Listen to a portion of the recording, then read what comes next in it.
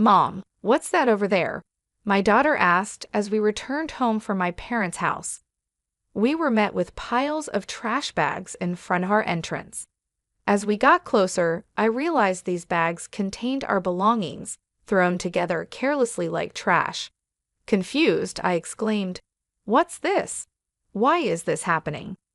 My daughter tearfully pulled out her beloved stuffed animal from one of the bags and hugged it tightly. Frustrated, I marched towards the entrance, only to find the locks had been changed while we were out. It was clear my mother-in-law and sister-in-law were behind this. Ringing the doorbell and knocking several times brought no response. "What is this? Isn't it terrible?" I muttered. Upon closer inspection, one of the trash bags had a note that read, "Parasites disappear, never come back." Anger surged within me, and I couldn't help but express my frustration aloud. The real parasites are you. This was the worst treatment I had ever received from my in-laws in 17 years. It was unbearable that they were making my daughter feel this way too. My patience exhausted, boiling with anger, I loaded our belongings into the car, and we returned to my parents' house. "I will never come back to this house again," I declared. "I'm looking forward to seeing what happens to the parasites when their host is gone." My name is Olivia. I am currently 45 years old. I live with my husband, daughter, and my husband's mother and sister. I can't say we live happily. I work from home, but this house is never peaceful.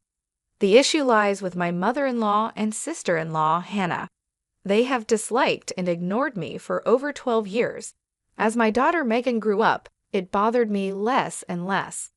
I mainly work as a personal consultant. I started as a fortune teller, but as my blog became popular, I began getting more questions about attracting customers. This led to my current job. I met my husband Jake through a friend's introduction when I was training to be a fortune teller. I work in sales at a pharmaceutical company and also do affiliate marketing as a side job, which is finally starting to take off. Jake gave me great advice on attracting customers when I struggled with fortune telling. Attracted by his kindness, we started dating and got married a year later. Our income wasn't great at that time, but Jake always supported me. I'm so glad I married Jake. I truly felt this way. Living with my in-laws started about a year after we got married. It began when my father-in-law, who had been healthy, suddenly passed away.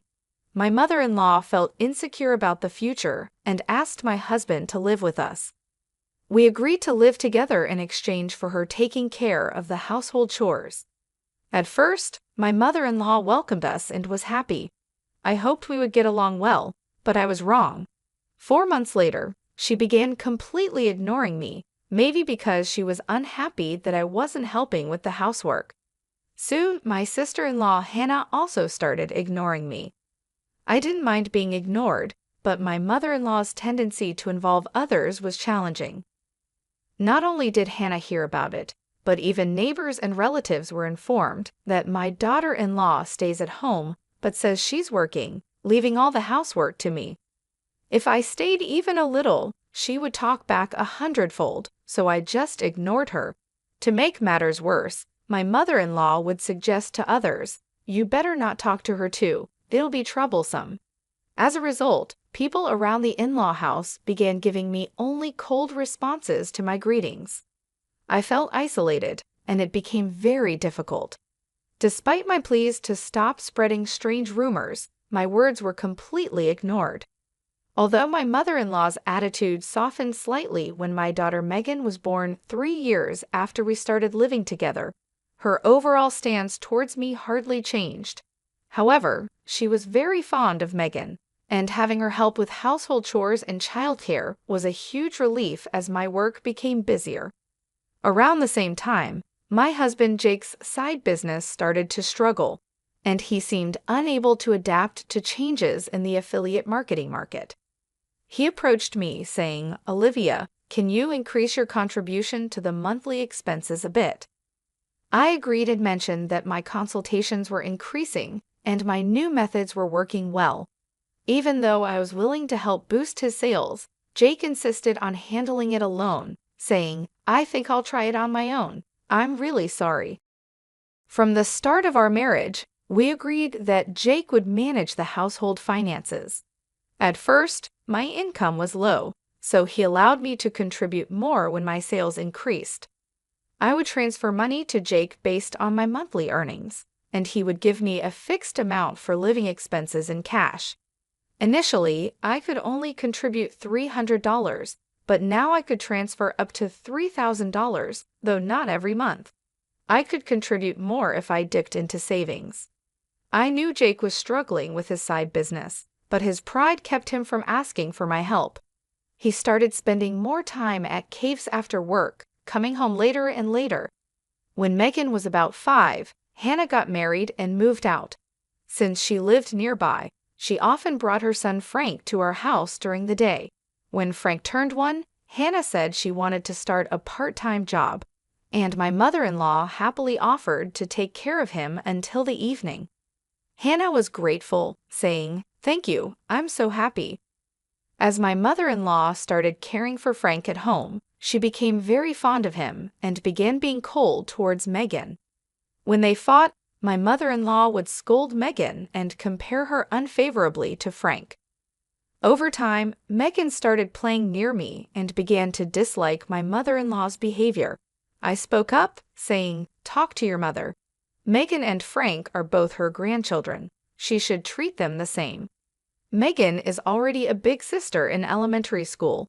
However, my mother-in-law's focus shifted, and she approached me, saying, "Things are tough at the company right now. We might not get bonuses, so could you contribute a bit more?" Despite the challenges, my blog's client attraction was successful, and I started receiving more consultations as a consultant, earning far more than I did as a fortune teller. When Jake asked for additional financial support, I responded, "I'm already contributing $4,000 a month. Isn't that enough?" "Yeah, I'm embarrassed to say, but my salary has decreased, and the side business isn't going well." "Don't be secretive," I said. "We are a couple. We should support each other in tough times." "I'm really ashamed. Thank you." Later, the amount I contributed gradually increased, and eventually, I was transferring $5,000 a month to Jake. Still, not wanting to hurt his pride, I let Jake continue to manage the finances. When Megan was in 7th grade, Hannah came back home with Frank. It seems Hannah got divorced due to her infidelity, but I don't know the details. By this time, Megan could help around the house, so household chores were divided among each family member. Being ignored by my mother-in-law and Hannah continued, but it no longer bothered me. It's unfortunate that I couldn't give Megan her own room when she started middle school, as Hannah's return meant we ran out of rooms. One night, while discussing which tutoring school Megan should attend for middle school, Hannah suddenly said, "Hey, tutoring is expensive. Why doesn't Megan study by herself? Could you stop making such comments? I'm paying for the tutoring, so it's none of your business." "What? Olivia is paying? Impossible. You don't earn anything. Jake said he's supporting you. You're just a leech, aren't you? Haha, you married him because he has money, right?" "Exactly. Jake told me not to speak ill of Olivia, but that's just shameless." My mind was filled with questions. What does this mean? What has Jake been telling his mother and the others? Jake is the one supporting this house financially? It's about time we put an end to the parasite's lifestyle. I feel bad for Megan, but if we pay for her tutoring, we won't be able to pay my compensation. Not be able to pay? Are you saying our house is paying for your compensation, Hannah? Jake said he would pay for it. You should spend your money on Frank. I began to understand the deception and felt my anger rising. My husband had always managed our household finances, and my mother-in-law had taken care of the household chores and childcare until Megan grew up, so I thought they knew I was also contributing to the household expenses. Is Jake bearing all the expenses of this house, including your living expenses and the compensation Hannah is supposed to pay? Be quiet. It's only natural for a family. You're the only outsider here, not related by blood, and yet you act as if living here is your right. It really makes me angry. I contribute money too. Don't talk back. What you contribute is barely enough for your own food expenses. You hardly have any income, and yet you're so arrogant. I could feel my body trembling with anger. I could see Megan on the side, looking like she might cry. I knew Jake had a lot of pride, but I never thought it would be this bad. In the beginning, Jake was paying for the living expenses and pocket money for my mother-in-law and Hannah, but I had started contributing as well. Now we were living on my income. I needed to talk to Jake properly. Around midnight, Jake came home. He was drunk and seemed cheerful. Can we talk? I didn't know you weren't getting any money from your mother or Hannah. They said you're covering all the expenses of this house. Oh, about that. My bad. It's a matter of pride as a man, you know. When we started living together, I was paying for everything. There wasn't a right moment to say you were also paying, and in front of the family, let me be the eldest son a little, please. Jake, with a light-hearted tone like in a comedy sketch, put his hands together. Oh, that's right. I'm going to Faye this Saturday. I'll be gone for a week. Take care. Faye? Why? I got invited to a pedal in Faye by a friend I'm doing a side business with. I'm going to make it a success, so cheer for me, Olivia. Well, I'm off to sleep. See you tomorrow. My husband laid down on the mat in a cheerful mood and soon started snoring. My anger wouldn't subside, but recently, with Jake coming home late, we hadn't talked much, and I had no idea about this. I thought he was joking while drunk, but on the weekend, Jake really left with a large suitcase. During Jake's absence, I had the freedom to use the car, so I decided to take Megan back to my parents' house. The next day, a shocking event awaited us. Mom, what is that? When Megan and I returned from my parents' house, there were piles of trash bags in front of the entrance. Upon closer inspection, these bags contained mine and Megan's belongings, carelessly packed like real trash. What is this? Why is this happening? I don't understand. Megan, crying, pulled out her beloved stuffed animal from the bag and hugged it. Furious, I headed towards the entrance. Has the lock changed? It seemed that the locks had been changed while we were out. This must be the work of my mother-in-law and sister-in-law Hannah. I rang the doorbell and knocked several times, but no one came out. What is this? Isn't it terrible? Upon closer inspection, one of the trash bags had a note saying, "Parasites disappear, never come back." I felt a surge of anger from the bottom of my heart. The real parasites are you. I couldn't help but let out a swear word. This was the worst treatment I had ever received from my in-laws in 17 years. They weren't just hurting me, but also making my daughter feel this way. I finally lost my patience. Boiling with anger, I loaded the luggage into the car, and we returned to my parents' house. I will never come back to this house again. I'm looking forward to seeing what happens to the parasites when their host is gone. When we returned to my parents' house, they were shocked. I hadn't told them about being ignored by my in-laws, the money issues, or their attitude towards Megan, not wanting to worry them. My parents said, "There's no need to go back to that house. You should claim compensation from them." They cried with anger and told me to stay with them. My mother's words, "You really had it tough," made me cry too. In reality, I had been trying my best all this time. Enough is enough. I finally decided to confront my feelings. While staying at my parents' house, I contacted a friend who had introduced me to Jake. She was connected to Jake's side business friends. "Are you doing well? I want to ask you something. Do you know if Jake's friends are currently in Faye?" That famous entrepreneur Petal, right? I was invited but wasn't interested, so I declined. Jake didn't go, did he? Yeah, that's right. By the way, I heard Jake quit his job and is now managing a business with his wife. You two must be close. Ah, yes, that's right, I replied nonchalantly and hung up. Immediately after, I called Jake's company. What my friend said was true. and to my surprise, Jake had quit his job 3 years ago. This meant that for the past 3 years, I had been paying almost all of the living expenses for my in-laws. Looking back over the years, I suddenly felt hollow. A week later, I received a laid-back message from Jake saying he was back in the USA. After continuously ignoring him, I stopped hearing from him altogether. He must have heard the news back home. Expecting persistent contact from Jake, I hired a detective to investigate him. The investigation revealed that Jake, dressed in a suit in the morning, spent his afternoons gambling and evenings at a woman's house. So I asked for an investigation into his infidelity as well. 2 weeks later, Jake called me. It must have been close to his former company's payday, and he was panicking. Olivia, sorry. I couldn't contact you. I'm sorry for what my family did.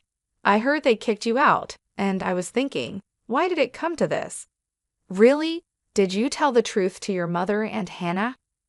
Jake quickly changed the subject and said something unbelievable.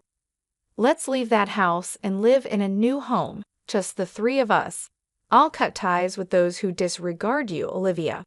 I'm ready to abandon my mother and Hannah, so please come back. Are you really cutting ties with your mother and Hannah? I was disappointed in Jake and his self-centered actions. So I told him I'm coming back for now, so leave the door unlocked. Jake seemed delayed in responding to my message. A few days later, I returned to my in-laws' house with Megan. Jake, his mother, and Hannah were there, but Frank was nowhere to be seen. I was relieved that Frank didn't have to witness the adults' ugly arguments. When Jake made some remarks, I ignored the displeased pair and took out a divorce form from my bag. I confronted the surprised Jake. I heard you quit your job without telling me. Since we're supposedly managing a business together, does that mean the $5,000 I've been transferring every month was actually your salary? Jake tried to excuse himself. No, that's not it. I told you the business was in trouble, right? So I decided to quit before getting fired. Really? I heard you quit 3 years ago, right? I called your company and it's still not bankrupt. Jake fell silent. I pressed further. By the way, what role do you play in our joint business? Management? Are you the accountant? Jake became increasingly uneasy and started sweating. Jake is supporting the whole family, isn't he, mother? He quit his job, his side business isn't going well, and yet it's a mystery where the money is coming from. I'm leaving, but please continue to get financial support from Jake. My mother-in-law and Hannah's faces turned pale. But the other day on the phone, you were crying and begging to save only yourself, saying you'd cut ties with your mother and sister. Haha, but that won't happen. I'm also discarding Jake here. What do you mean? I don't understand. Jake hasn't been going to work. That's a lie. He leaves in a suit, and Olivia was supporting the household. It's true. Olivia has been paying for everything for years. I'm unemployed now and not doing any side business. We're going to have a hard life because you kicked Olivia out. We could have had an easy life without working if you hadn't done anything unnecessary. What do you mean by that? You were planning to abandon us, weren't you? Jake's response made my mother-in-law and Hannah furious, and they started arguing. While they caused a commotion, Megan and I began to take action. I came to pick up some forgotten items. I took a cleaning robot bought within the last 5 months, an expensive microwave favored by my mother-in-law, and the beauty device Hannah had gotten from Jake. Wait, that's mine. This is mine since I bought it with my money, or you can pay me back for it. Hannah fell silent at my words. Then I searched for and gathered my belongings from their rooms. The items they had put out did not include my expensive brand bags and accessories. Why are you taking that too?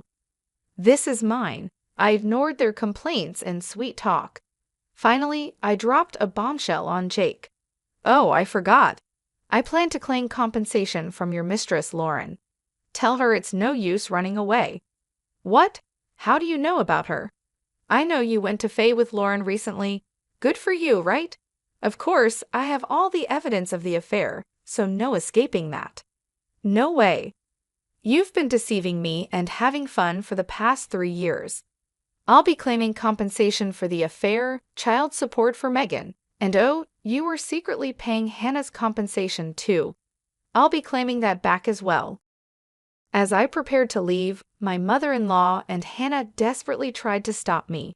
I was wrong, Olivia. I'm sorry. We just believed what Jake said. We can't live without you. We'll do anything. Please help us. I can't pay you back for the compensation. I'm sorry too. I apologize for everything. You'll forgive us, right? I couldn't help but laugh at their foolish faces. They finally realized who had been supporting their lifestyle, realizing too late that their non-blood-related support was gone. Let's just ignore these people, Mom. Let's go home. Yes, that's right. Jake, you'll be hearing from the lawyer soon. Please take care of it. Leaving a dejected Jake behind, we returned home with the items we had collected. Later, my divorce with Jake was finalized, and I demanded compensation through a lawyer. I received many apologies and pleas for reconciliation from my mother-in-law and Hannah, but I ignored them all.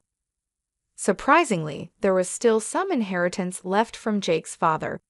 The fact that they had been living off my money without using their own made me angry again.